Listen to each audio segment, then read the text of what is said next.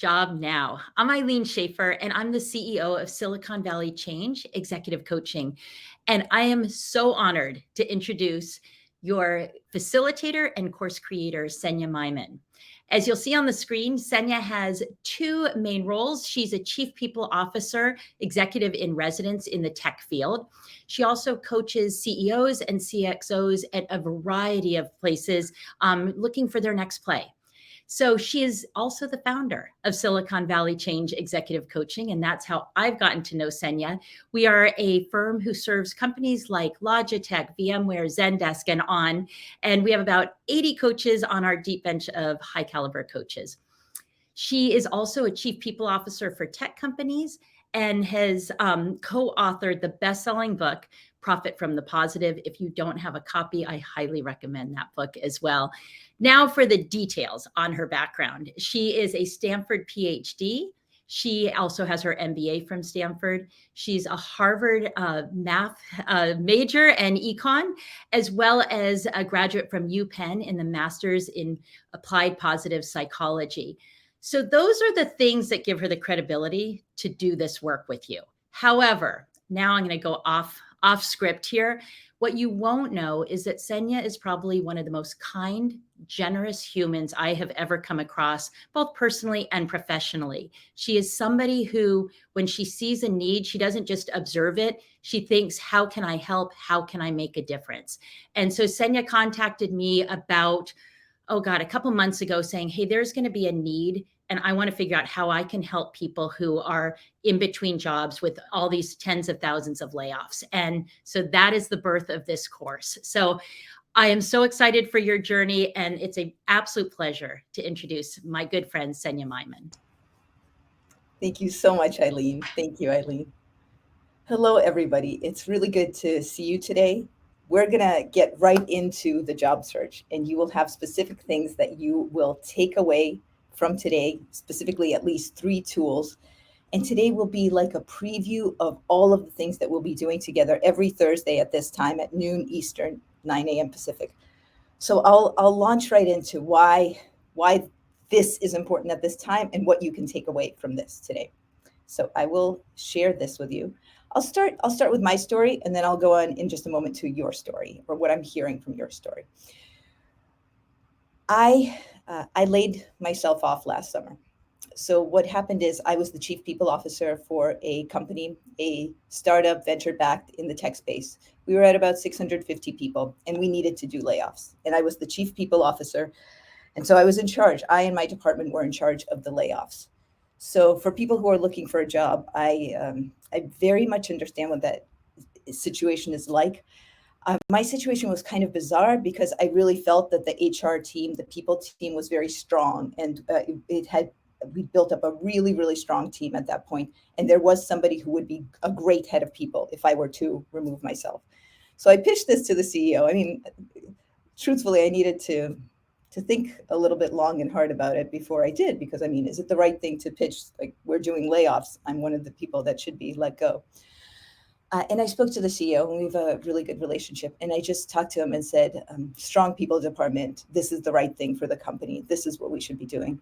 And he said, no, definitely not, Senya. No, that's not what we should be doing.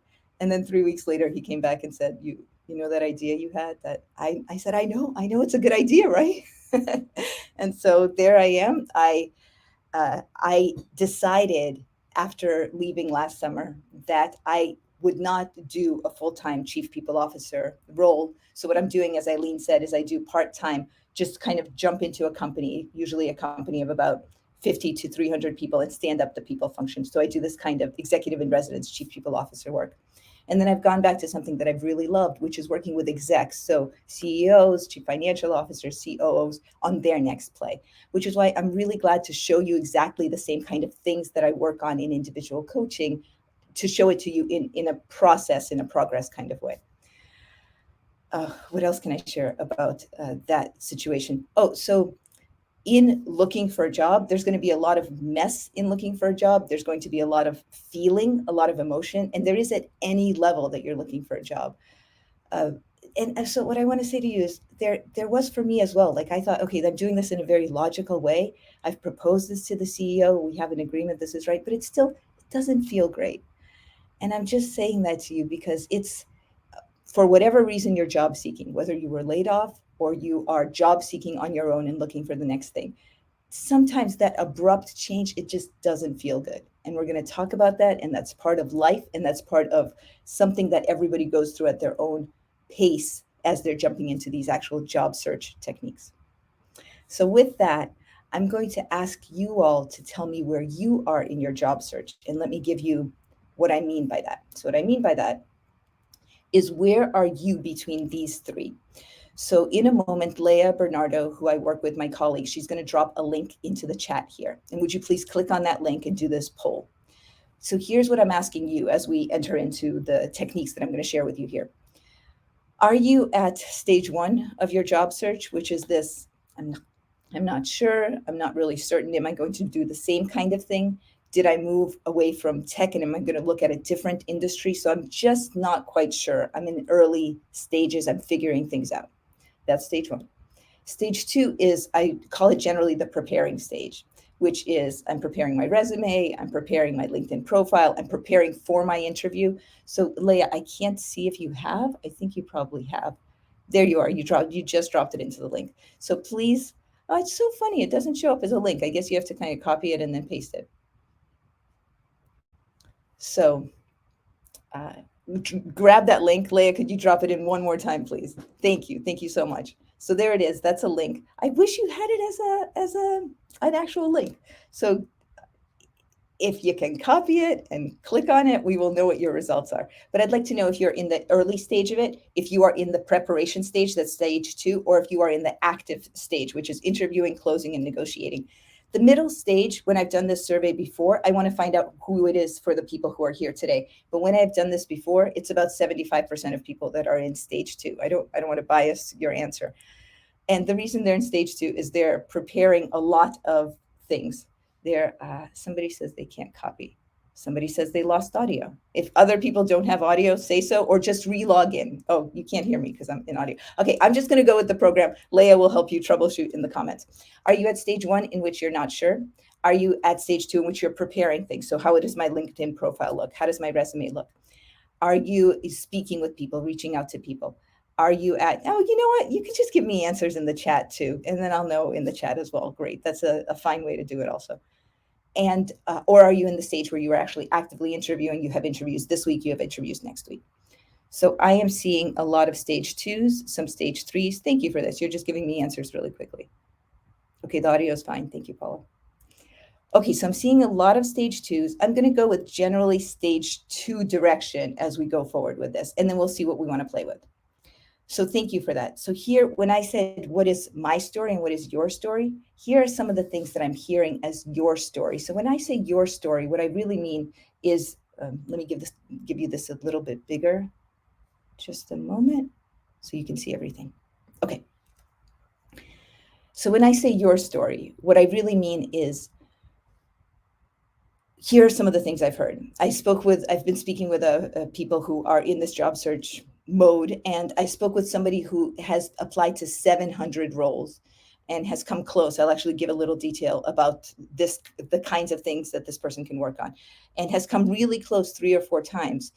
It's been in the top 1 to 3 candidates, but has not made it and really wants to make that. Lots of numbers where it's between 300 and 600 people that have applied. Also, people are reevaluating. So I've been working in remote, but now have moved to hybrid. But now that I'm out of a job, what do I want to do? Do I want to be remote? Do I want to be hybrid? Do I want to move? So there are a lot of questions. This is part of your story.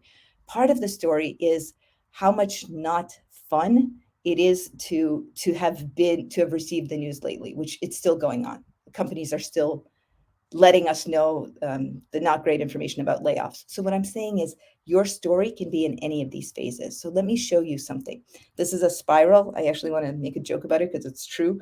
I paid my daughter $2 for this image. She drew it for me in a great app on the iPad called Procreate. It's an art app because I tried so many times to get it to about this. So this is a spiral. And the reason that I wanted to show you this is for over 30 years of research in psychology, there's a system called the spiral model of change. And the job search falls specifically onto a similar model. So what I mean by this is a lot of people think with the job search, this is so I know what I need to do. I need to update my resume. I need to start applying. I'm going to get into action mode. So the problem with that is it's not all action mode. There's a lot of revision. And the point of the spiral model is that it shows you a bit of that revision. So what I mean by it shows you a bit of that revision is it actually shows you, oh, I could be starting off at stage 1 and asking myself if I'm in the right phase. Then I might be editing my resume and so on.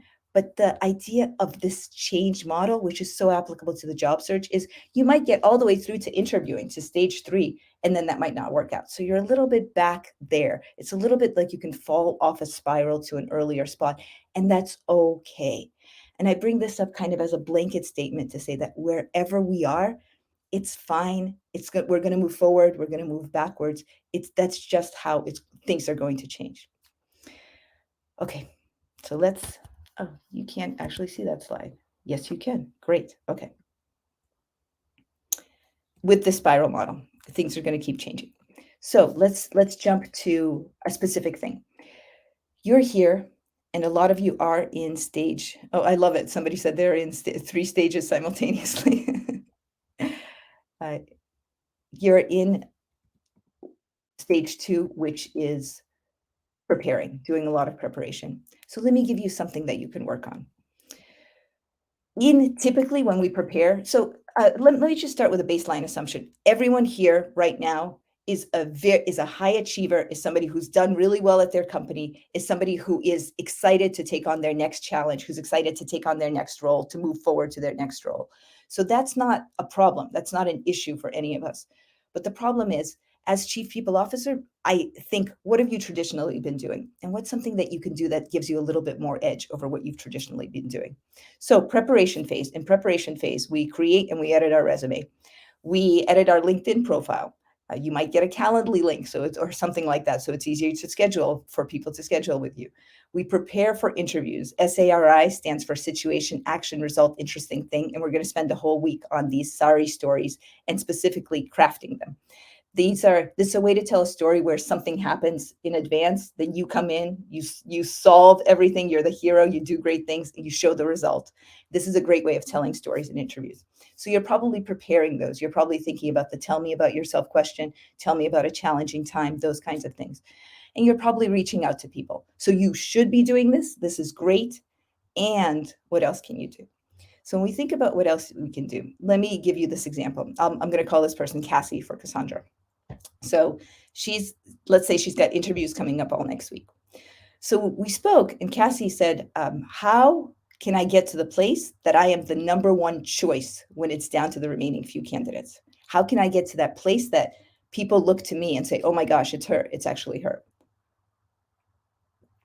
And one of the things I asked is, well, what do you think is going on? And she said, here's some feedback that I've gotten from previous interviews. I've gotten the feedback that you're just a little bit too junior for this role, and we found somebody who's a little more experienced, whom we want to bring in. First of all, it's a little bit of an aside, but I don't always trust the feedback that recruiters give you, and that's because sometimes there's stuff that they can't say. You don't always know. But if Cassie has heard this a few times, then she can use this. So she can use it, but she should also use it with a grain of salt. Is that really the case? So then we started talking about, if that's feedback she's getting, how can she have that interview in which she's going to create a strong match between her and the company in that interview? So let me walk through a few things with you. So think about this. If you are planning for an interview and you actually want to make sure that I have this much in my background, lots and lots of things in my background, but I want to share with the company those things that are really relevant for the role and for working with this company. So how can you share those things specifically? And this is what she and I practiced and what she took to her next interview. And actually, I practice this with everybody that I work on in coaching. It's a way of having a more effective conversation when you're doing an interview. So what I don't want to happen for you is I don't want somebody, the hiring manager, to say afterwards, oh, I interviewed person X and asked the person, tell me about yourself. And that's what happened. I would like the hiring manager after an interview to say, I had a great conversation with person X. I had a great conversation with them.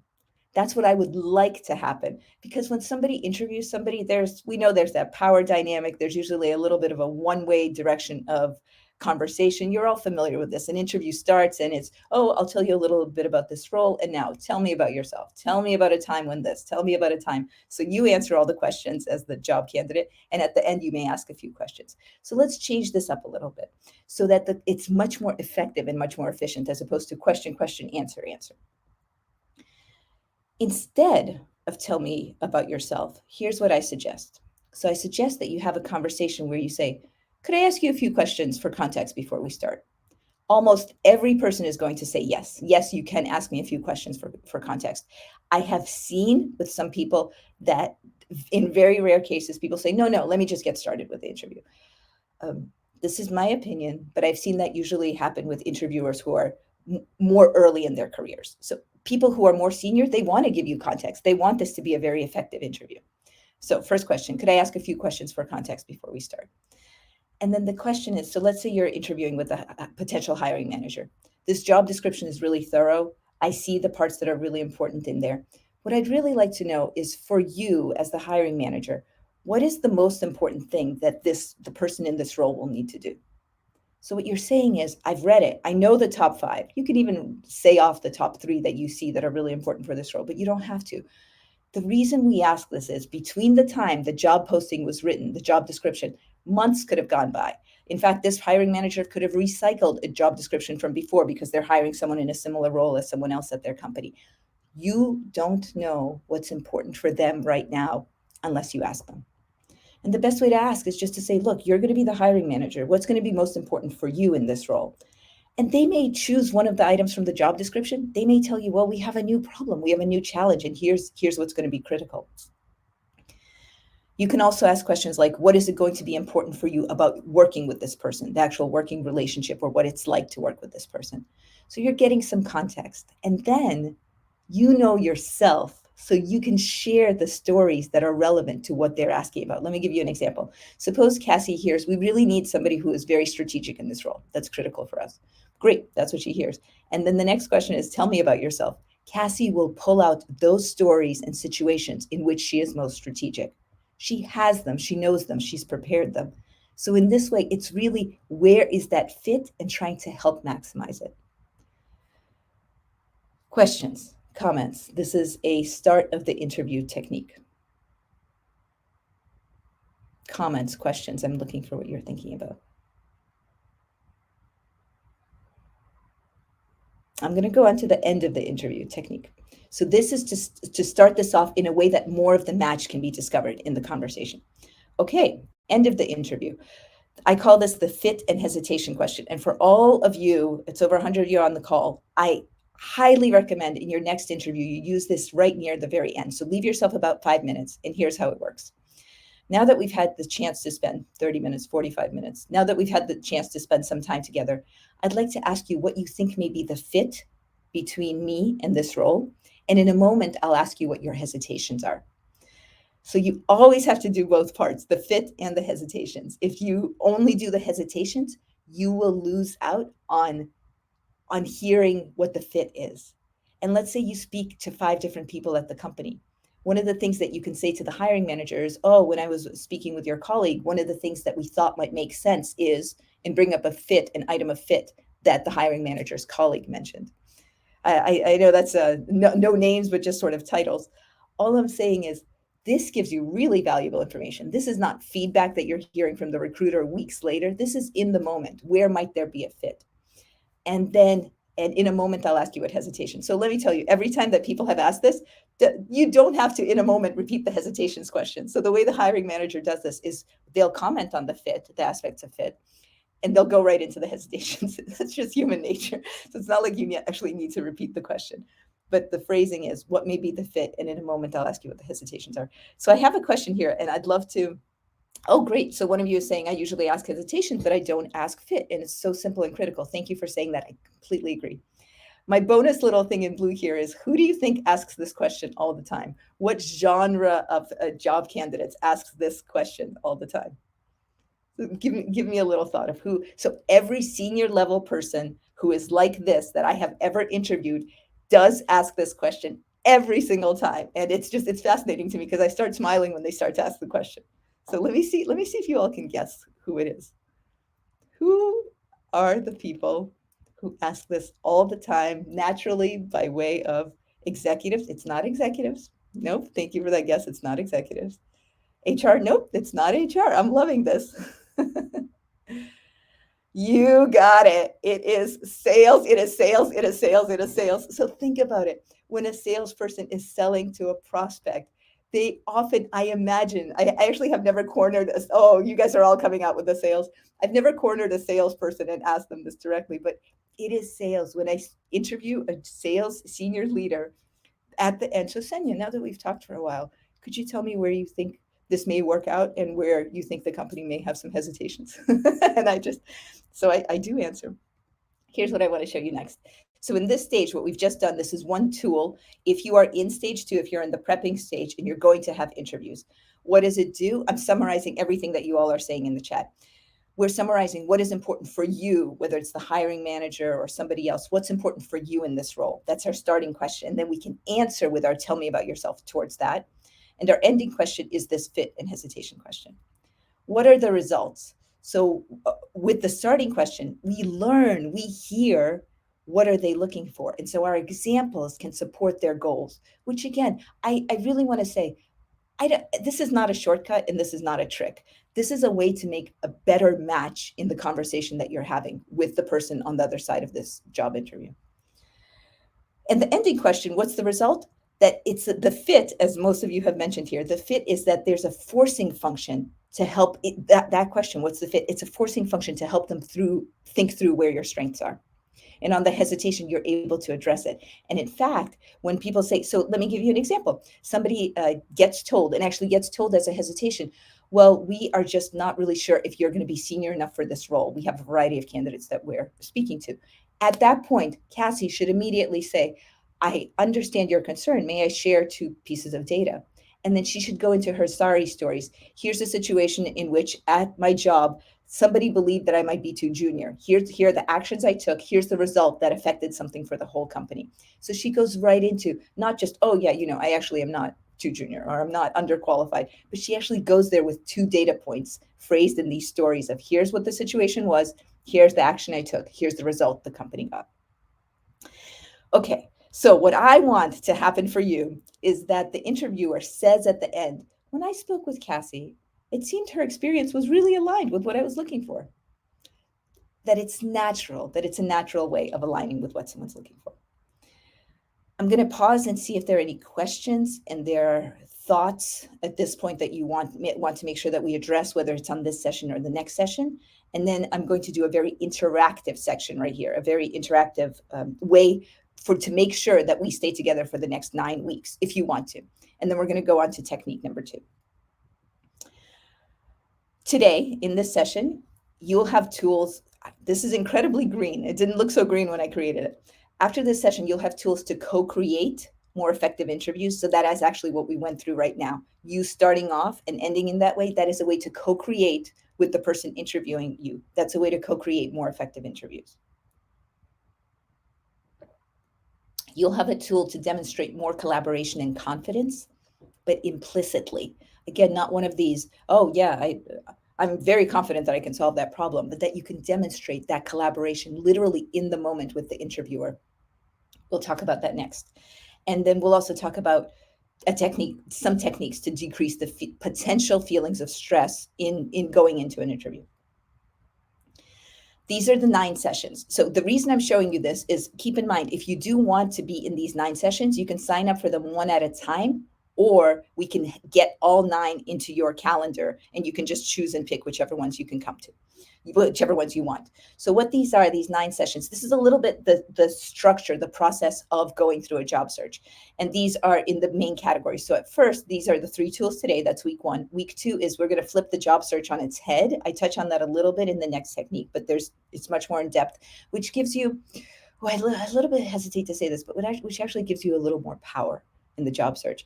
And by power, I mean that it gives you a chance to find that fit and that match that's best for you.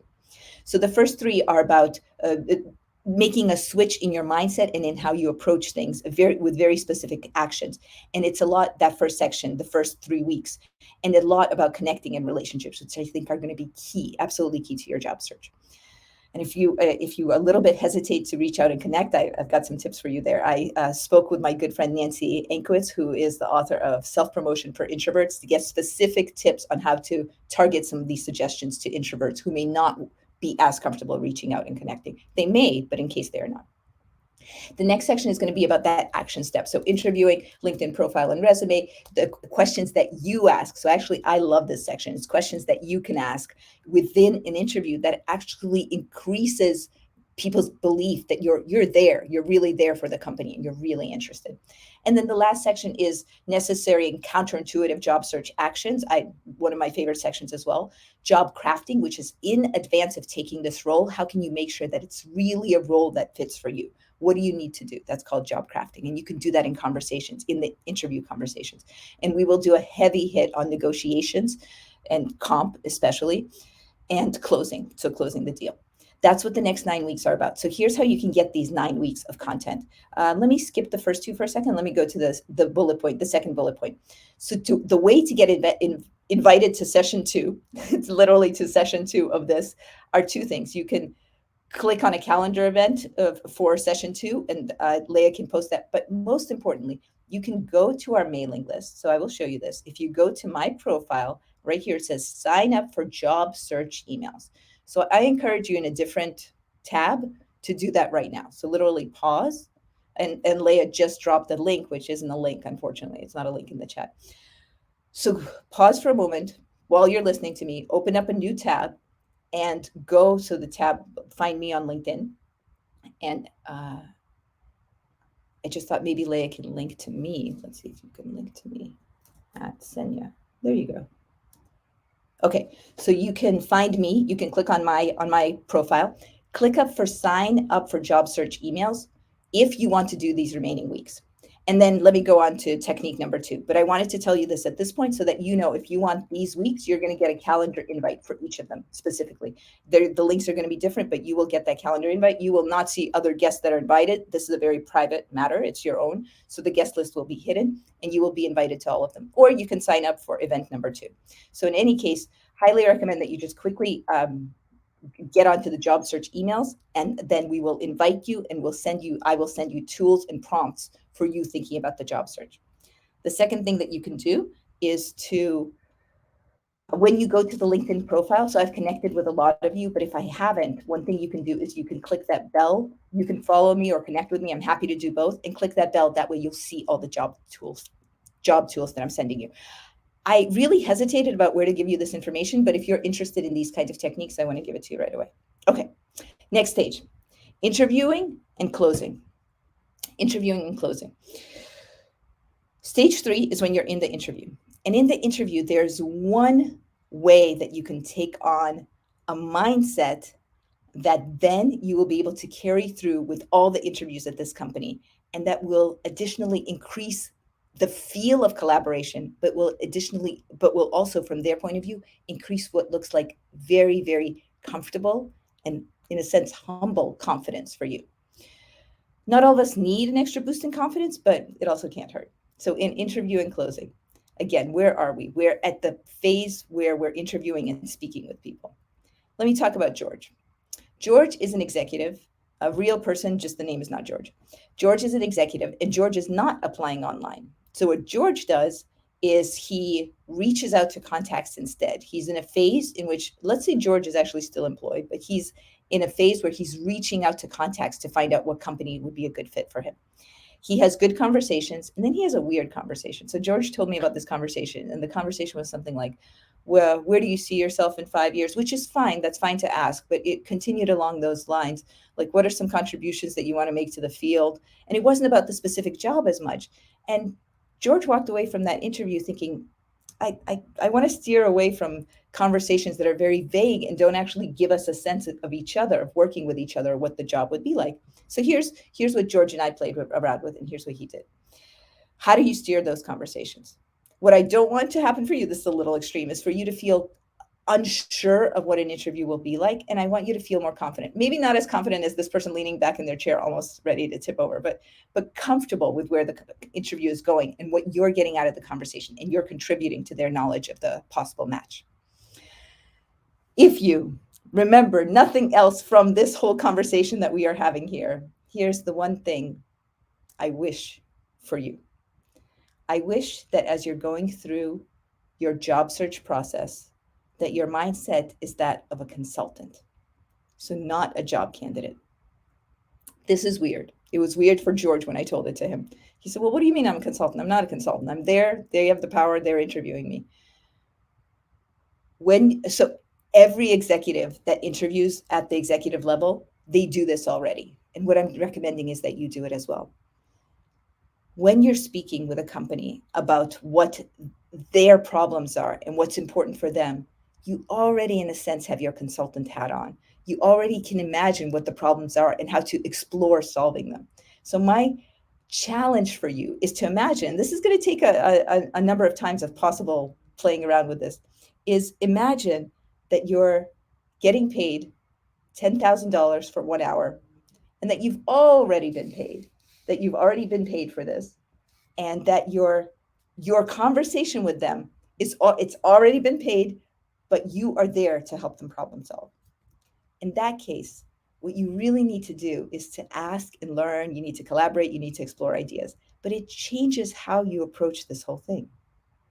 So what happened with George?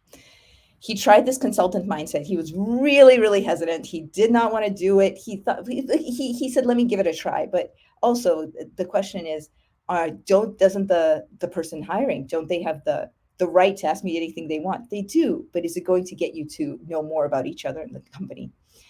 So he first he used these starting questions like Cassie had used. For you as the general manager on this multi-department project, what's the most important thing in working with the person in this role that George is applying for? And then George addressed this with his own story, situation, action, result, interesting thing of where he's moving. Then he can address it. Oh, tell me about yourself instead of yourself. What I want to share about what happened with George is that he asked a lot of questions. He thought a lot about the actual, I heard this term recently of prospect, not product. I heard this online. What is the problem for the prospect? What is the problem for the company? And if you can understand the problem, let me give you two examples. Suppose you have a friend of yours has a bad knee, and they're just thinking, all right, do I really need knee surgery? You may have heard this. This is a very typical example in sales circles.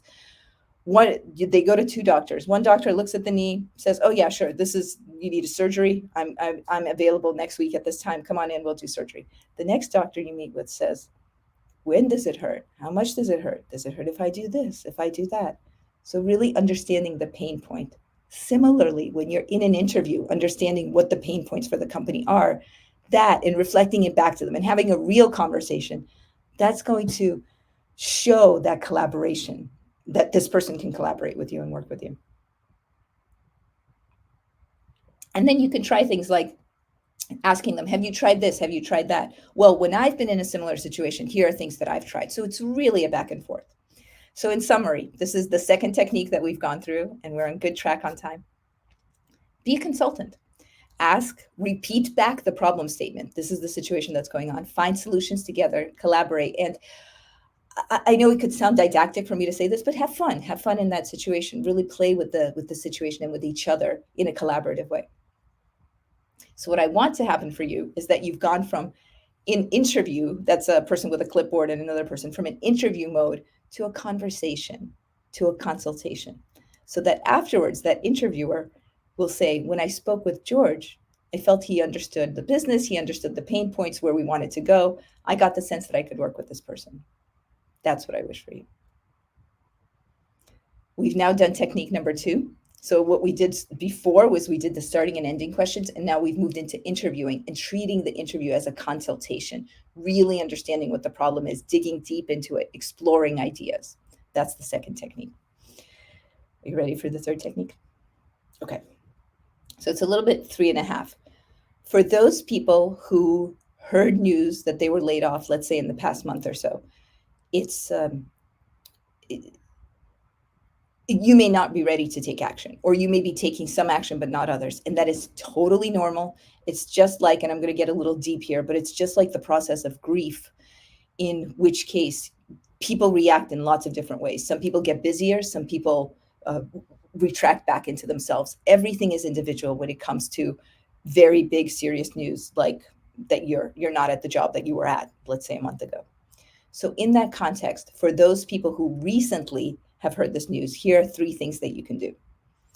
For those who are in that stage one of not sure, a little bit sure, but not in action phase yet, not totally sure what actions they'll be taking, here are the possible things that you could try. Please take this with a grain of salt. Everybody's journey is their own. Whatever from here resonates with you, explore it. Whatever doesn't, just say, hey, thanks, Anya, not for me right now. So first of all, and I don't want to sound didactic saying this, but everybody knows this, you know this, I know this. Our health, so our sleep, our exercise, how we eat and drink water, our mindfulness, critical for us. You know this. When you're at that point that you want to focus on it, focus on it. It's an invitation. The next thing is you probably have your insurance right now, or you have Cobra. Not everybody, so it's hard to make a blanket statement, but go do all the health checks that you need to do. You were working at your company. I'm saying everybody here is a super high achiever. You were working at your company so intensely that you probably didn't even make it to didn't set up all the doctor's appointments that you need to. Go set up your doctor's appointments. Enough said. And if you're still in that not sure, explore other industries. So, for example, I follow Josh Burson. You might as well. He is a researcher of the landscape of HR and especially talent work. And one of his predictions that he recently said on a webinar is, since a lot of the layoffs happened in tech, there should be a lot. His prediction is that there will be more hiring in healthcare and in finance as two of the fields, and other fields as well. So my invitation to you, if you are in the exploring phase, is explore. See what else might be interesting for you, might have a pull for you. And one other aspect to this health section, I know that what I'm about to say may sound counterintuitive, but sometimes it's the right thing. So you decide if it's the right thing for you to try on. If you are in this very early phase of thinking about your job search, maybe don't for a week. Literally take a break, step away from LinkedIn. I'm sorry, LinkedIn. I like LinkedIn. I'm on LinkedIn a lot. Step away from LinkedIn. Maybe it's for a day, maybe it's for 3 days, maybe it's a week. Step away and just don't feel guilty about it, because it's a process and everybody has a different process. One thing that gets activated when you take a break is your level D thinking. That's the thinking at the back of your mind. So your brain already knows I'm in job search mode eventually. And so what stepping away can do is to let that question, what am I going to do? What am I interested in? That general question, it'll let it percolate. So I know it's counterintuitive. I know it's going to be hard to do for high achieving people, but what if you take a break and you decide, maybe it's an afternoon, maybe it's a day, maybe it's a week. And then when you come back, you may have directions that you're curious about. Okay, so we've done three things right now, and let me give you one more. This is spot on. Any questions start? Oh, thank you so much for saying you love the consultant point of view. You're curious if there are some industries that are more difficult to navigate when seeking work. Let me address that in future sessions. I'll look at that. I'll look at some of these questions in future sessions.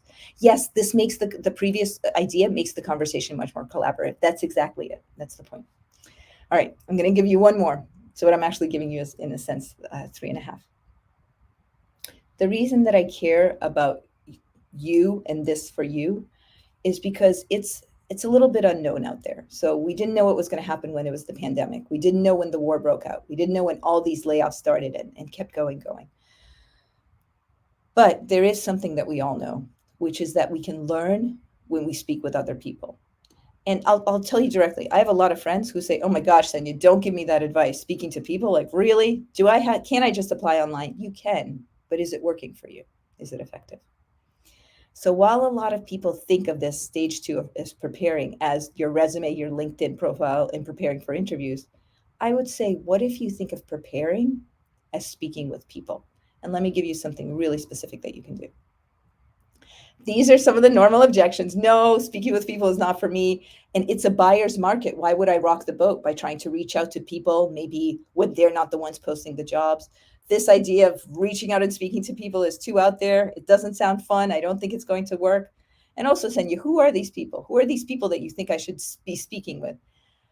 Again, you've probably been really busy with work. Text or even just randomly call. You don't always have to text in advance of a phone call. Are you open for a phone call? Just call, just leave a message. Text or call friends from childhood, friends from various schools you've been to, colleagues from past jobs. That someone, if you're thinking about someone, call them. And but the technique that I'm about to show you is for people whom you don't know so well.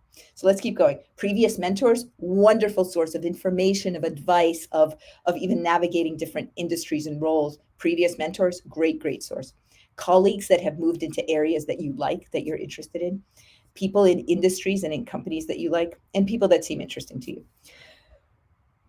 You're probably thinking, all right, Senya, so I'm going to send an email to someone, they're never going to write me back. I would like them to write you back. I'm going to give you a very specific thing. I'll also include this on the email list, probably in the next few days, literally this context. You can take a screenshot too if you want of the next thing.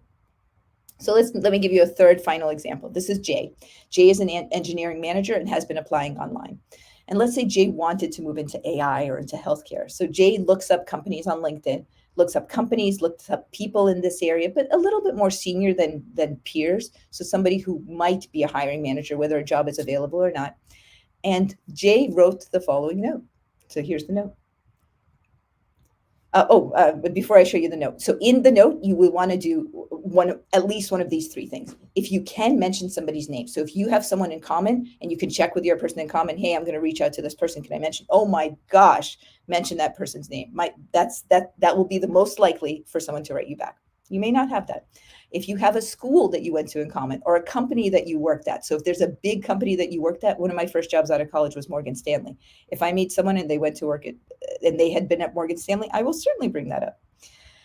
And what else do you both have in common? So look a little bit at this person's background. It'll take a little more time than just shooting off letters, but find people who you think are interesting and write something like this to them. Again, what I don't want to happen for you, this is a little bit of a hyperbole, is that you're not taking action with respect to people and jobs that are interesting to you and people that are doing things that are interesting. I'd like you to be ecstatic and celebrate and even just calm. Okay, if you cannot see this very well, let me make it bigger. I don't know if that's much bigger for you. Is that bigger? It's about the same.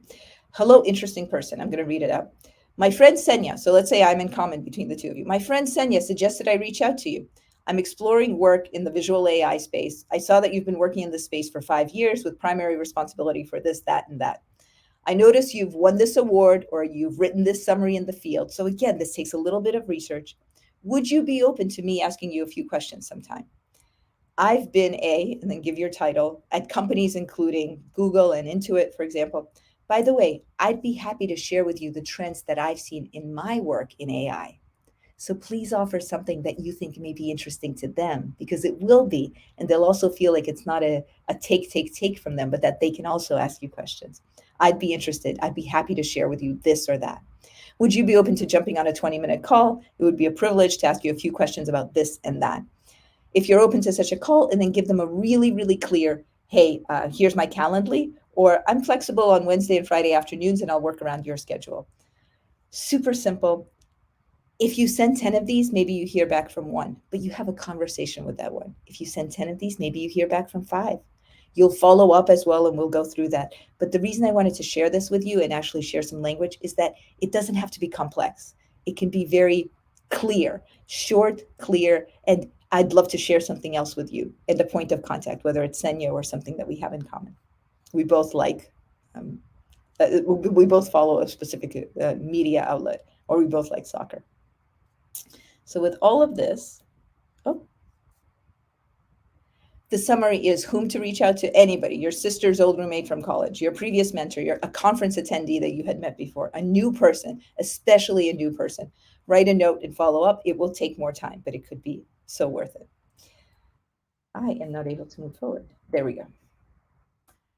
I've just gone through 3 tools, and I'm going to summarize them for you.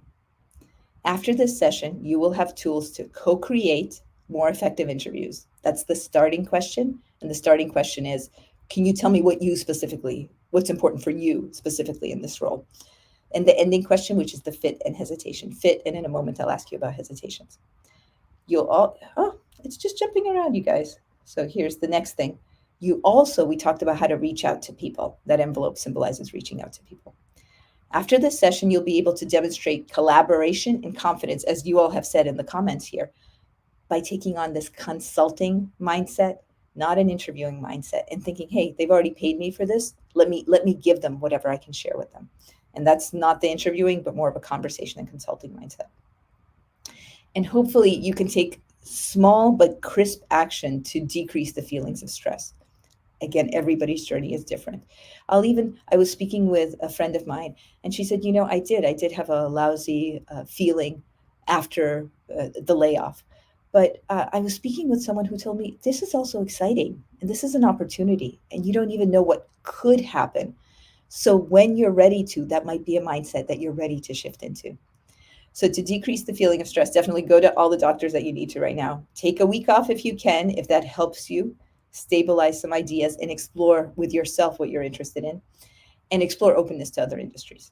So with all of this, I will show you. I am going to ask you a question in the chat. What is your one takeaway? And then I have two more things to share with you. What will you use? What will you remember? What's going to be useful for you? And for you to be able to answer that question, I will put on the screen the things that we covered. What is your one takeaway? Please let me know so we can explore, so we can see what other people are saying. And then I have two more things to share with you. Oh, I see some of you asks for 6-minute meetings. Great. So good to hear all that. So good to hear all that. So what are you taking away of these things that we explored? What's something that you feel you can implement pretty much right away? What's something that you feel drawn to implement that really resonates with you? The opening and the final questions, the consultant mindset, lots of the SARI framework. Oh yeah, Helen, I'm glad you say that. I'll send on the email list. I will send out a link to that so you have lots more information about it. Oh my gosh, I'm so glad you said this, Michael, to have a conversation, not an interview. I take that away too. The idea of asking about hesitations, consultation approach. Okay, fairly consistent. I'm going to come to a conclusion, which are the next two slides. I will stay on afterwards if you want to ask me a question, if you want to tell me what you'd like to see in the future weeks. Remember to go to my profile and sign up for the mailing list that will send you all of these invites for Thursday at noon ET. Let me see if anything else. Asking for context about the position. So that's what somebody said. Getting people to respond to outreach. That was your takeaway. So glad to hear these. I'm really glad. I'm glad those resonated and that you feel it's something that you can try on. Okay. Thank you for being with me today. And here are the last couple of things that I want to share.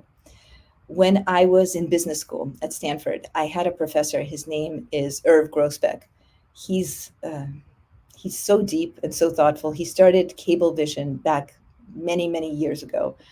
And then he became a professor at Stanford Business School. And he ended one of his classes with this quote, and it means so much to me. I'm sharing it with you, after which point I'll close. But what I want to say is things are tricky for you, for other people. And so here's what I'm sharing with you. Irv says, lastly, I implore you to be kind, to keep in mind that everyone you meet is fighting a hard battle. After all, we're all just like batteries, waiting to be included. Thank you for spending our time together today. I will see you next week. I'm very much looking forward to seeing you next week. And you've got the whole calendar in front of you, and you will get that sent to you. And if you have questions, I will stay on for about 5 to 7 minutes. But otherwise, thank you, and see you next week, because you will have signed up for the mailing list, and I'll be able to send you an invitation. Thanks, everyone. I'm going to stay on without the slides. I'll just stay on by myself. Yeah, here we go. Remove the slides. There I am. Thank you, guys. Thanks for saying thank you. I'm just gonna, since we're in chit chat mode, you'll see I have a curtain behind me. This is my setup for Zoom interviews. One of the thanks so much, you guys. I appreciate it. One of the things, there are going to be 2 bonus sessions, not on Thursdays, and I'll share that with you on the mailing list. The two bonus sessions are going to be how to make your background look good. And it'll either be a boring backdrop like mine, or we'll talk about the furniture setup way. And the other session, the bonus session, not on Thursdays, but at a different time, will be for some people, for those who need it, a venting session. Sometimes you just need to vent about this stuff. And so we'll give you an invitation to vent. So those will be two additional items. I can have the slides available, but actually what I'm going to do, Kim, is I will write them into 3 separate articles and then post them as that. That way you'll have the content as opposed to just the images. I tend to use slides with just images. So yes, I will send this. Kim, just make sure you're on the mailing list. That's the simplest way. You guys, I'm not a fan of people saying, hey, get on my mailing list, get on my mailing list. So join the mailing list, come off it when you don't want to. It's there so that I can send you information, prompts, invitations to future sessions, and so on. So this isn't about, hey, get on. It's more about how can I share info with you. Book or podcast recommendations. That's a really funny thing that you asked. So I call this whole thing that I'm doing Job Search 2023 in terms of giving you this content. I'm putting this into a podcast called Job Search 2023. I have 6 items that are ready to go on, and that'll probably be launched next week. But I will also look for other podcast recommendations. I don't have book recommendations, but I do have podcast recommendations. I have people that I follow on LinkedIn that I think have podcasts. So I'll give you those. What an interesting idea. A linked up group for this, a LinkedIn group for that. Maybe.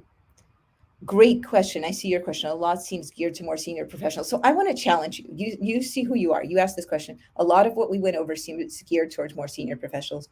No, so this will be a big focus of week 2, which is flipping the job search on its head. I've been in the regular job search as the person hiring a lot of people. It's so routine. You miss so much. You miss a resume. My challenge to you, the person who just asked that question, that this is geared towards more senior professionals, is even, let's say you're early in your career, let's say you're an entry level job, you can use these same. So let's break it down. Can you use the start question? Can you give me a little more context and what's most important for you, because you'll be my potential boss? Can you use the ending question, the fit and hesitation? I think so. So challenge me if you feel like you can't. Can you use sending out a letter? Yes, and you'll tweak it over time. You'll see what works and what doesn't work. Maybe if you're early in your career, maybe you do ask for 6 minutes. Maybe you do. Which other things? Oh, the cons. Look, I know, because I have had so many people push back on me at me on this in one-on-one sessions. I know this consulting mindset sounds like it's far off, like I'm asking you to be Harrison Ford and play a role in some sort of corporate raiders movie. No, this is actually something that any of us can do. You are an expert.